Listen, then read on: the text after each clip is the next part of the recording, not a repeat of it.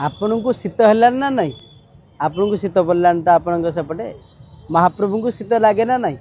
जदि महाप्रभु को शीत लगे ताले महाप्रभु शीतपाई कौन कर स्वल्प शीतपाई कौन होता है बेसी शीत पड़े कौन होता है आ शीत छाड़ी छाड़ी जो आसे कौन होता है समस्त जाना दरकार कालिया शांत ये मनुष्य लीला करुँच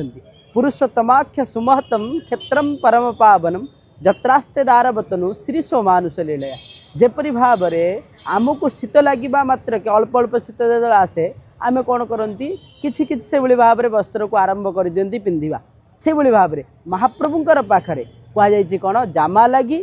तापर घोड़ लगी आउ गोटे हूँ टेका घोड़ ये हूँ तीन प्रकार महाप्रभुंर पाखे लगी होता है शीतपाई जो स्वल्प शीत आरंभ हो जाता है अर्थात महाप्रभुंर पाखे प्रथमाष्टमी परदिन पर महाप्रभुंर पाखे लगी होता है जामा लगी अर्थात अल्प अल्प शीत जिते पृथ्वी पृष्ठ को धरा पृष्ठ को छुईता है तो महाप्रभु जामा लगी होता केते पर्यंत ना संपूर्ण भाव में ओढ़णी षष्ठी पर्यंत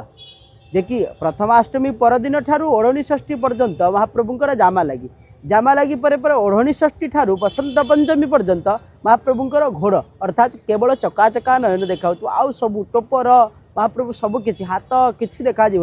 केवल महाप्रभुंर चका चका नयन देखा ताकि घोड़ लगी होगी विराजमान करती तापर बसंत पंचमी ठारू महाप्रभुंर जो रही कौन जे कि जेपरी भाव में आप देखिए जो होली अर्थात होली पर्यंत महाप्रभुंर दोल पूर्णिमा पर्यंत महाप्रभुंर टेका घोड़ अर्थात से